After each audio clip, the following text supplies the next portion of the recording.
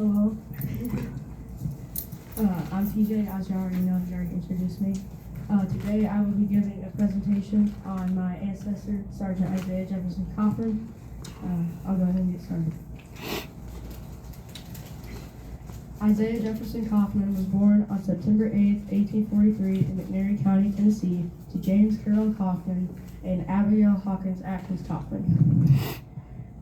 Isaiah and his brothers grew up as poor farmers in McNairy. He was named after his grandfather, Isaiah Koffman, but it is unbeknownst to me where his middle name Jefferson comes from. I do not know much more about his youth life, but I do not believe it is anything that extravagant. When he was at the age of 18, he enlisted in the Confederate States Army at Henderson Station, Tennessee, on December 19th, 1861, and was assigned to Company E of the 51st Tennessee Infantry Regiment. I would like to give a muster date for that, but they consolidated with the 52nd Tennessee Infantry Regiment, so it's kind of jumbled up. Isaiah was garrisoned at Fort Henry, but was transferred to Fort Donelson before Union General Ulysses S. Grant attacked Fort Henry, but subsequently served at the Battle of Fort Donelson and escaped with then Colonel Nathan Bedford Forrest, which he served with until the Battle of Shiloh, where he was injured, and his father, James Carroll, hitched up his wagon, went to Shiloh, and found where Isaiah was, took him home, and later brought him to the hospital on April 29, 1862. After being discharged, which was probably a couple weeks later, he re-enlisted and was assigned to Company I of the 21st Tennessee Cavalry Regiment, which was a part of Forrest Cavalry.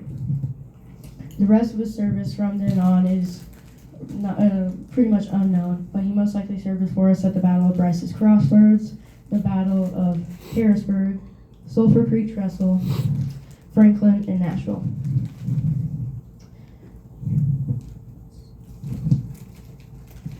Isaiah, Company I, the 21st, Forrest, and his cavalry surrendered to Union Major General Edward Canby on May 9, 1865 in Gainesville, Alabama, after which Isaiah would take the oath of allegiance to the United States and would be paroled.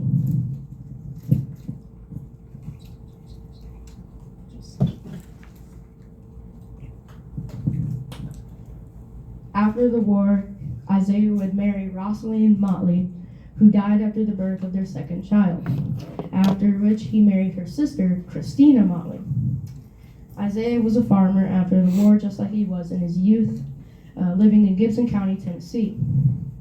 Isaiah and Rosalind had two children prior to her death, John Harrison Koffman and Rosalind Raines Koffman.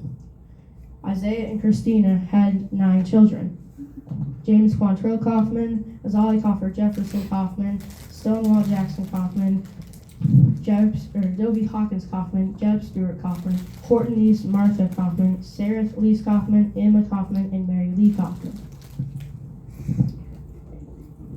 Isaiah died at the age of 73 from a heart attack in Gibson County, Tennessee. On June 6, 1917. He, along with his 2 wives and his 11 children, are all buried in Oak Grove Methodist Church Cemetery, just outside of the great city of Trenton, Tennessee.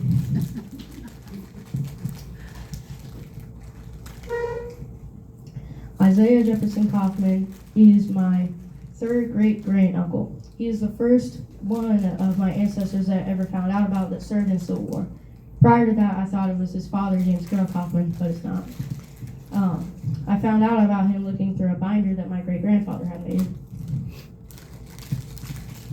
In July, we went for the weekend to Tennessee and saw some of our family.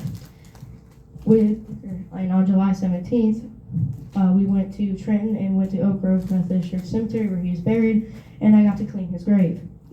I cleaned his military headstone, which, fun fact, the date of his death is wrong. It says June 7th, it's June 6th. I cleaned it with, just to say, soap, water, and a paper towel instead of the very expensive grave cleaner that you can get. Little elbow grease. I did not clean his actual grave because I did not want to damage that because it is much older than his military headstone.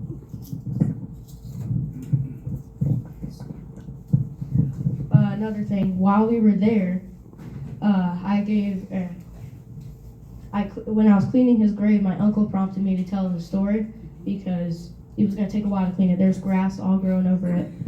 And while telling his story, I told the story, and I also had given my aunt, who was there, a genealogy binder. And from the last I know, she is currently going through the process to join the United Daughters of the Confederacy in the area that they live in Texas.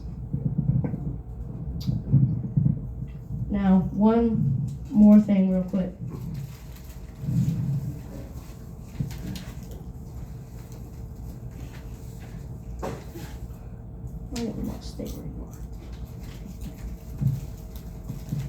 Not really related to that, but since I'm up here, I'd like to say something about it.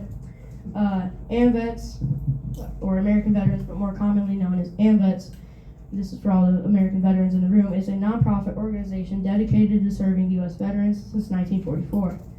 You can go to your local AMVETS post every second Saturday of the month. This one here is post 21 in Athens for a free, great tasting. I've had the breakfast, it is great. Breakfast, you can bring your family there. It's free for you and your family. And the reason I'd like to talk about it is because me and my Boy Scout Troop 236 are the waiters. They're the main waiters. We are not the only volunteers. It is also the extremely dedicated and very nice volunteers there who are also ex-veterans who make the food and clean the dishes, and then we serve the food and clean the tables. So I don't know how many there are here. I know there's a couple, but if you haven't heard of it and you're a U.S. veteran, I'd like you to raise your hand. So in a second, I can give you a business card so you don't forget about this organization.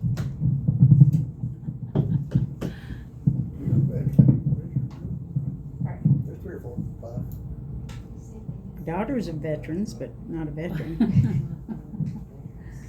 All right, I think that's about it. I went pretty quick. I tried to add a little more to it, but that's about it. Very good.